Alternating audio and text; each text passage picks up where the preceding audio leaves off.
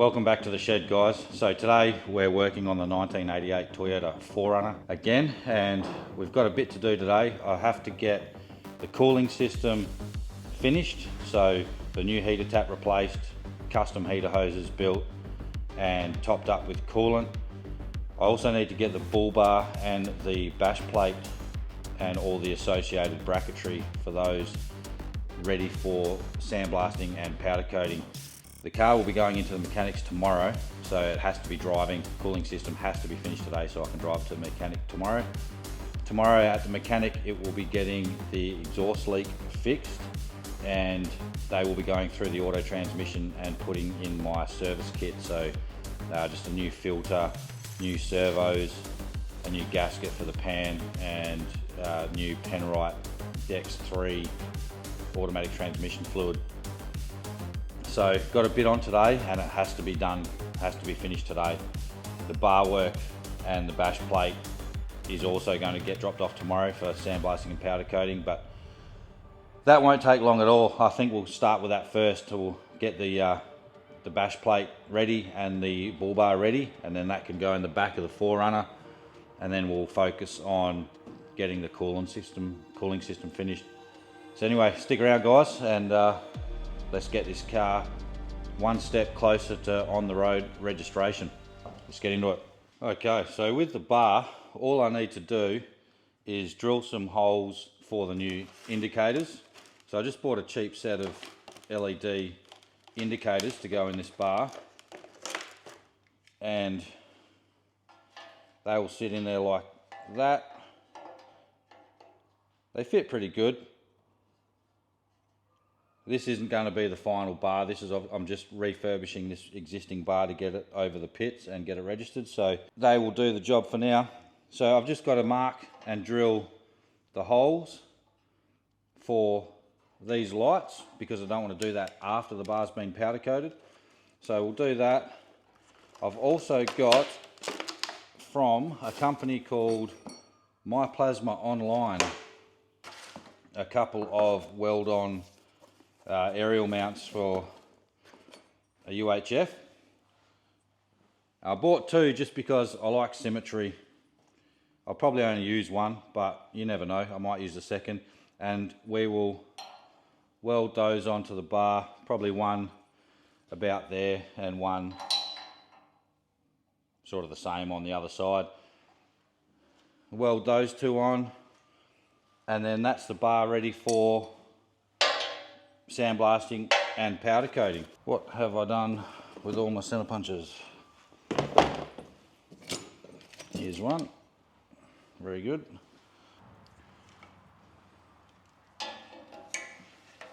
Alrighty, eyeball this up again. Just try and get the gap the same all the way around. And that's marking nicely, very good.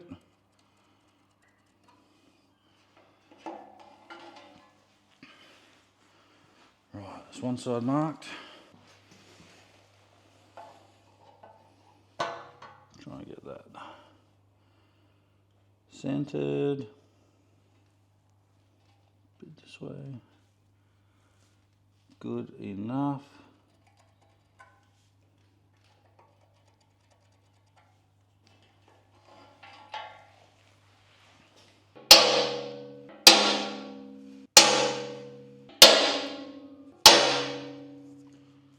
Alright, and I reckon we can just go straight with a 5mm. Don't think we need to do a pilot.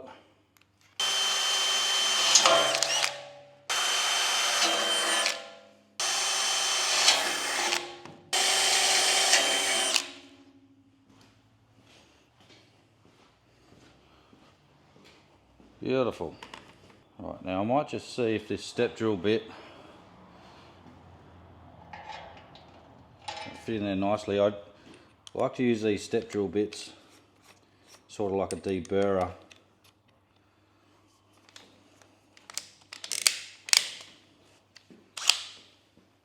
So I'm not going to widen the hole at all. I'm just going to use the next size up to gently deburr the hole. Just like that.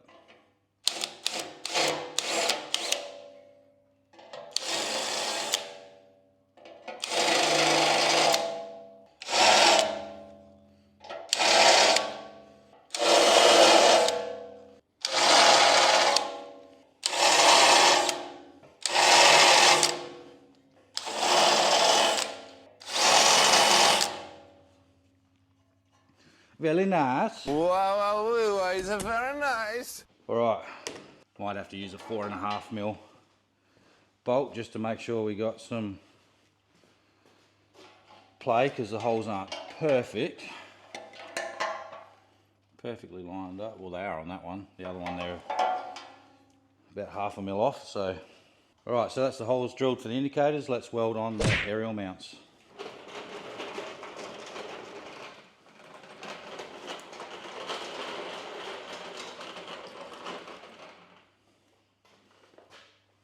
Alright, so we're going to go with 3mm for steel thickness, which is 20 volts, 8.5 wire speed. So wire speed 8.5 volts, 20. I generally run a bit hotter than it recommends, but we'll go with what it says for this one and see how it goes. I just need to clean up a spot for the earth magnet.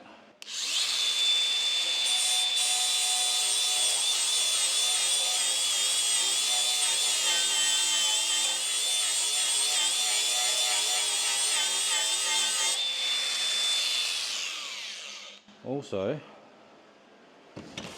need to clean where we're going to weld them. So,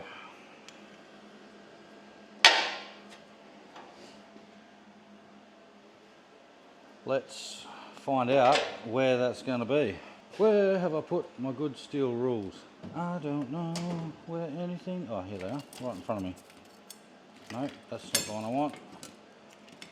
Maybe this 150mm one going to be long enough? Probably not really. I want to go closer to the end. Do I want to bring it in or not? That's originally, I think, where I was going to have them, was both halfway like that. I'm going to go with that. I'm going to go with my initial instincts, so that means we need to measure. Yep, that'll work. So we'll go 160 from the bar, measure it from the same side. Oh, I've got to move this tub out the way. It's in my way.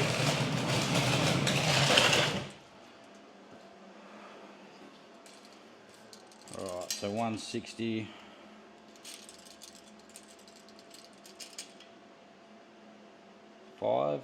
Eyeball the center mark, and I just want to draw the contact point, or trace the contact point, so I know where to grind or sand paint off for the weld. Right, let's get some paint off, and then we'll have to probably mark it again.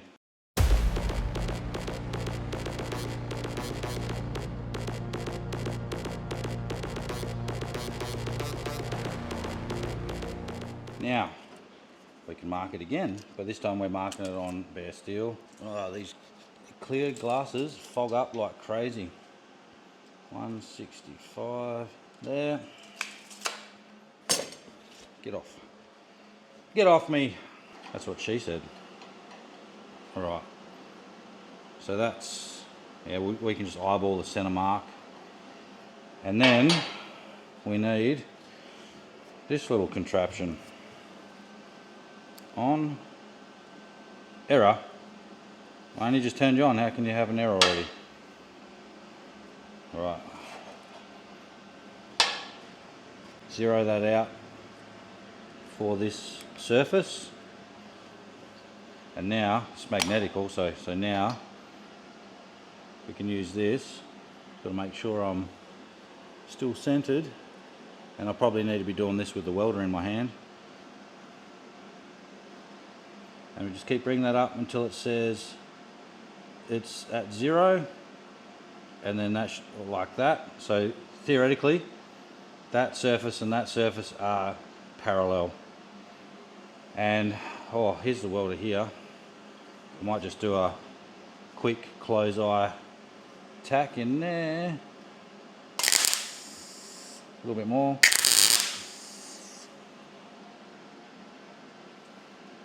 Not bad, it's reading 0.1. Still a tack down the bottom here. Right on this corner. My eyes! The goggles do nothing. Yep, that's pretty good.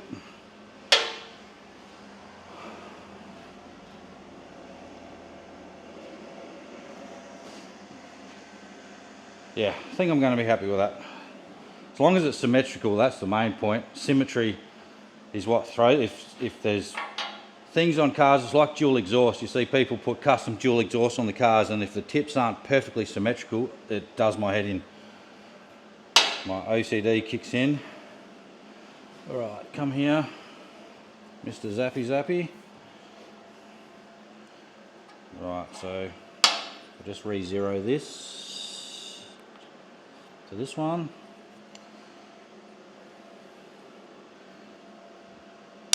And the handy dandy magnet, get it fairly centered. I don't know why I've got the Sharpie in my hand, we don't need that.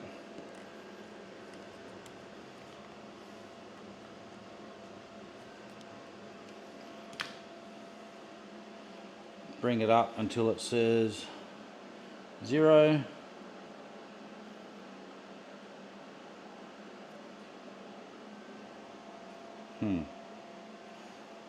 Okay, I'm going to trust you.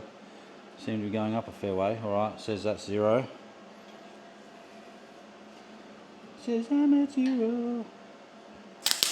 Ow!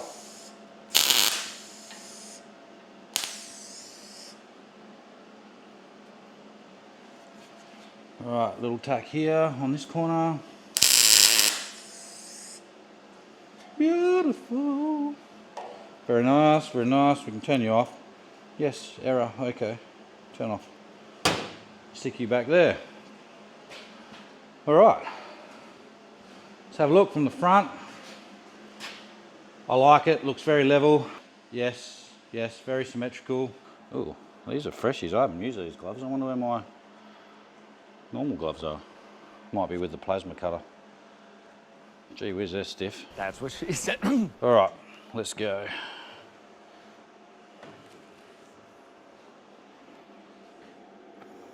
Please work, helmet.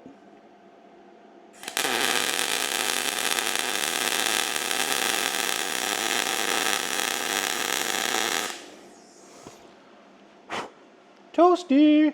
Toasty! Scorpion wins.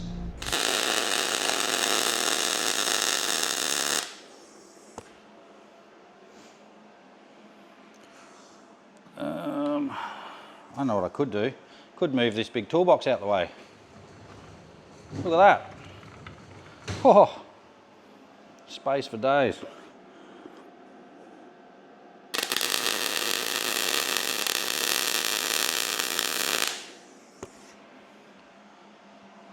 Excuse me.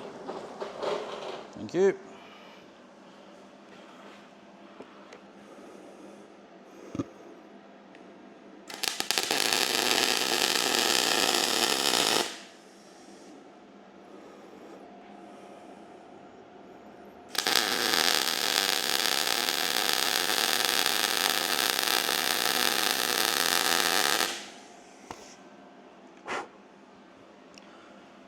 They ain't going nowhere. Oh! I don't feel the need. Oh, still got to weld this bit here. Hold on a minute.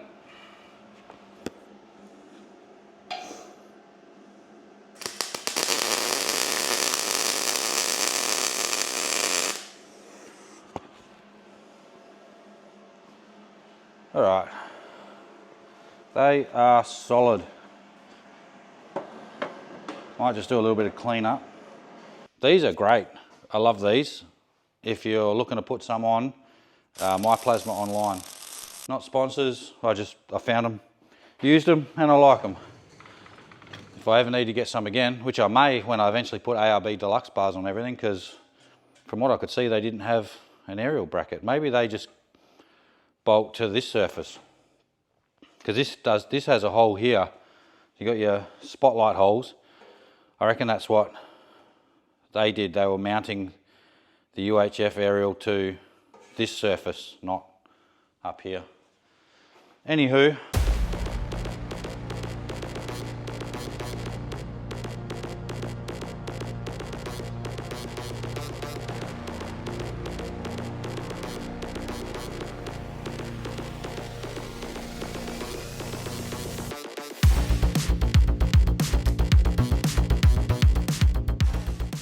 all right, that'll do. This one doesn't have to be perfect. When I do the ARB Deluxe bar though, I will be using a different welding technique to make it look pretty. Put you there for now. The bar's done. I am going to unclamp this and put it in the back of the 4runner, ready for delivery to the sandblasters and powder coaters. Oh yeah, now I'm gonna, actually, yes, let's lay it down like that. Try not to touch anything with the brackets because they're probably still hot. All right, slide in for me. That's what he said. And in the words of McLovin, it's in. Oh my God, it's in. Okay, the bash plate. The only thing I need to do with the bash plate, I don't know how well you can see it. There is a couple of fins that have just been squashed, dented. I just want to straighten those up a little bit, which will take 2 seconds with a big screwdriver or the lever. Alright, possibly a hammer. Alright, let's have a look. So this one, try the lever first. I think I have to be careful, I don't want to bend the one I'm using to lever off.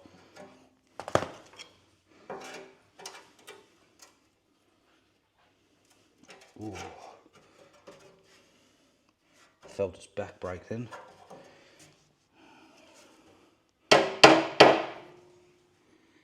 That looks pretty good. And then this one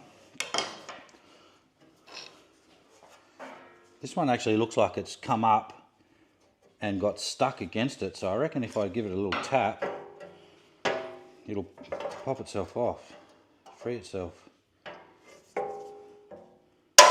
Yeah, just like that.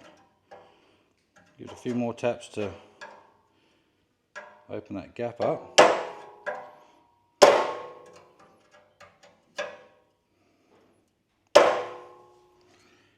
And, oh, no, I can leave that. That's actually looking really good.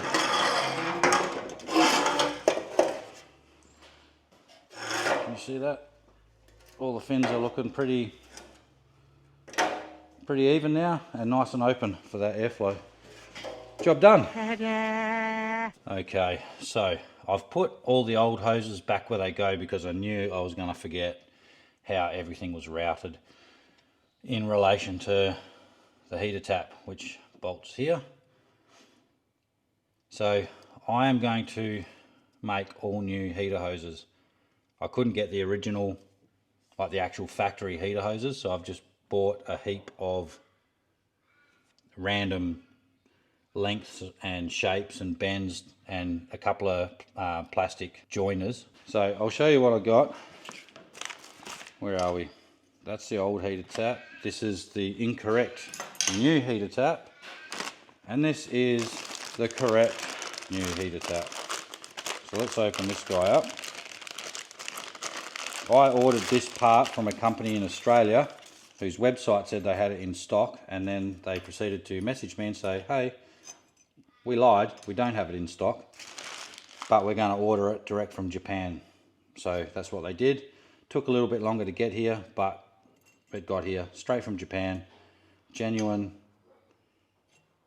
Toyota heater tap. Got a straight joiner, a couple of 90-degree elbows. I've got this piece, which actually, if you put a twist in it, which doesn't kink it at all, it looks like it'll hold its shape, fits perfectly. Got that little piece, and these two. So a nice straight section, and then this has a nice long length of straight and a 90, so I should be able to use that to fabricate something. So I think what we'll do is bolt the new heater tap into position, connect up the cable, and then we can start working on hoses one by one. Let's get this new heater tap in. It's going to bolt up like that.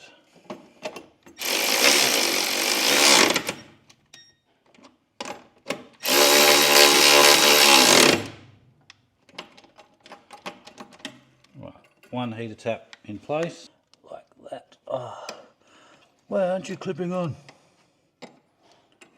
Why aren't you doing what I want you to do? Wow, it seems. Ah, oh, gotcha. All right, yeah, that holds it nice and tight. It's not going anywhere. Beautiful. All right, now we can start working on hoses.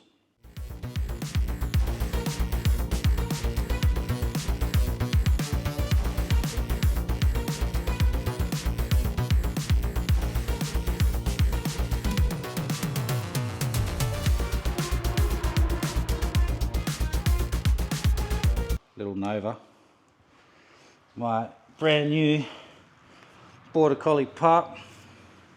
Hey, coming to check out what's going on in the shed. Hey, darling. She's a good girl. Right, you go play.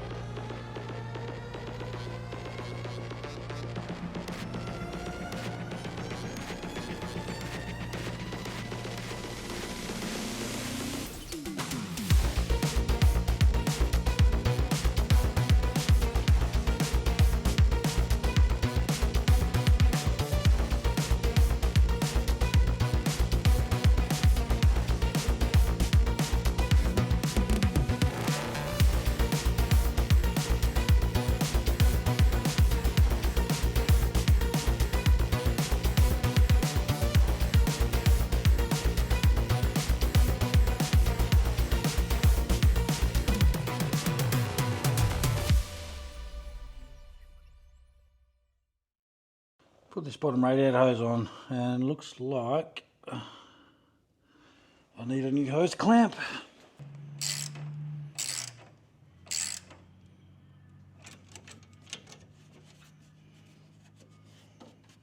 Alright, bottom radiator hose back on with a new clamp. So that's, the hose is all done, new heater tap, bottom radiator hose on. This thing is ready to fill with coolant, but before I do that, I have two plugs for two sensors that I need to replace, and I think I might do that now. Okay, so see this little sensor here?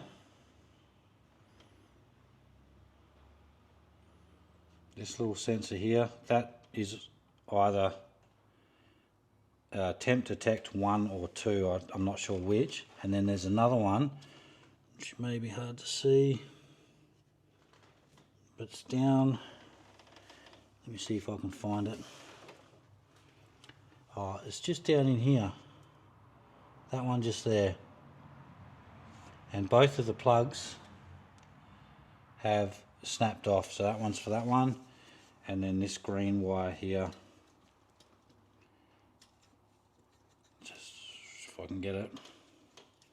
My goodness. Yeah, that green wire there is for the plug that goes on this one. I couldn't find those plugs anywhere in Australia. Struggled a lot to find those, even just to find what they were called. And then I found the sensors. I can find the sensors everywhere, that's fine. I found an American company that were advertising the sensors as well. So I emailed them and just said, hey, you don't by any chance know what the plugs are called or how I can get a hold of the plugs for those sensors? And they basically replied and said, oh, you mean these? And sent me a photo of exactly what I was looking for, pre-wired, and a part number. They sell them on their website. So that was, just find the box so I don't stuff this up, or the bag. They came in a bag. Where are they? Here they are.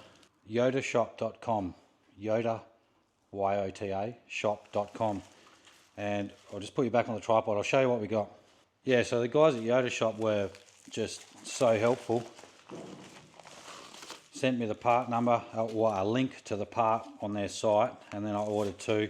It was only $33 or $34 for the actual parts, and then the rest, yeah, $63 in shipping. So it cost more to get it shipped here than it did to buy the actual part. But these are the correct plugs. I have tried them on, and they are already pinned and wired. So I will join these up now, get them in place, and then we can fill the car up with coolant, check for any leaks, and we're almost done. These plugs fit on beautifully. Oh, lovely. So I've just got to join this one to that. We'll go under this pipe here.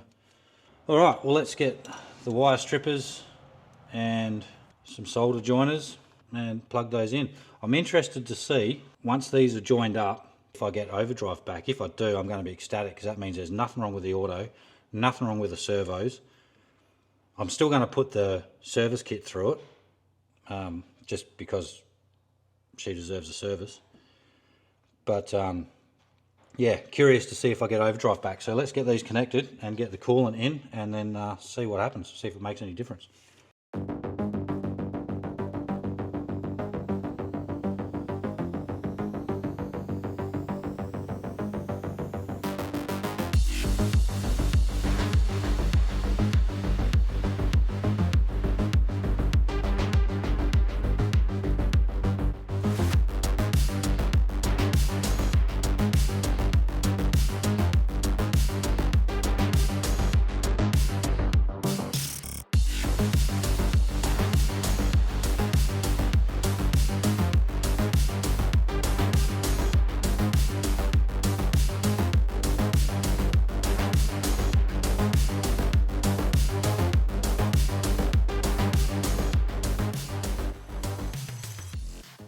Job done. 2 brand new clips for those sensors. Well, I am ready to fill this up with coolant. Oh, thank you. All right, that's on. Now that I know how that works, let's put some coolant in it. I'm just going to do a little bit in first with the car not running, because I just want to make sure that the radiator hoses, the bottom radiator hose is not, is this a push down or a squeeze? Push down. Is not leaking before I get too far ahead of myself.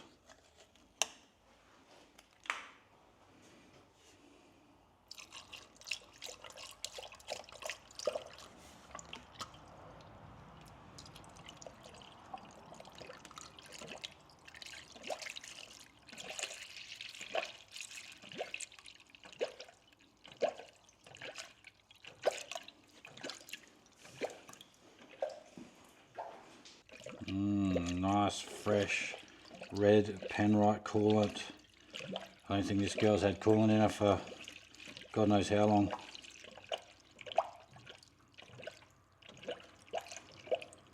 Now this can create its own issues, because coolant is actually slightly abrasive. So the fact that it's been running water for so long, and it's probably all rusty and corroded and shit in there, in the cooling system, even after I've done a flush, putting this stuff through can descale it, loosen it all up, send it straight through the water pump. You get water pump failures, radiator hoses that start leaking, that weren't leaking before, and all that sort of good stuff. So that's why I have got new radiator hoses on standby, and I have got a new water pump on standby. Right, I am getting a couple of drips down there, but I think it might just be from when it was spitting out. Yeah, that's just from spill. Nothing coming out of that radiator, bottom radiator hose. I'll just make sure it's actually got coolant in the bottom part of the bottom radiator hose. Yep. All right. I'm just going to check the book to see how much coolant it's supposed to have. And the book says 7.4 litres. So I know I can put this full 5 litre jug in. and it's still going to need more.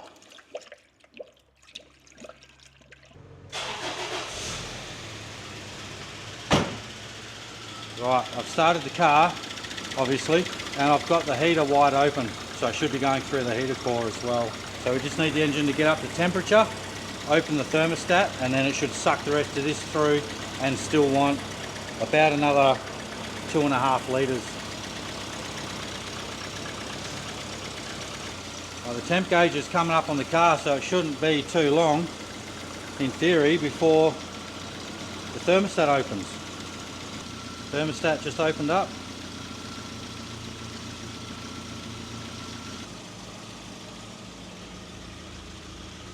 No leaks as of yet, which is good. I wouldn't have thought it would be full though now, unless somehow there was still 2.5 litres of water or something in the system after I flushed it and drained it. The only thing we can do is just let it run for another half an hour, and if it doesn't pull any through, then either it's full or the thermostat's not working. If the thermostat's not working, the car should overheat, so we'll see that on the temp gauge. I was really hoping to see that big drop in volume as the thermostat opens, so just so I know the thermostat's doing its job. Well, I'll cut you off there, and we'll come back after about half an hour and see how things are going. Okay, so the cooling system's done. The bar work is all prepped and ready for sandblasting and powder coating. I did take the car for a drive just to make sure that it is getting up to temp and that thermostat is opening up and letting everything through, and then I checked the level after the car had cooled down and it's staying steady. So there must have been some water left in the system, and when I put that 5 litres of coolant in, that's filled it back up. It only took 5 litres, not the 7.4 that Toyota says it takes when it's completely bone dry. So I'll just recap what we've done. Obviously we put the new heater tap in, brand new heater tap from Japan.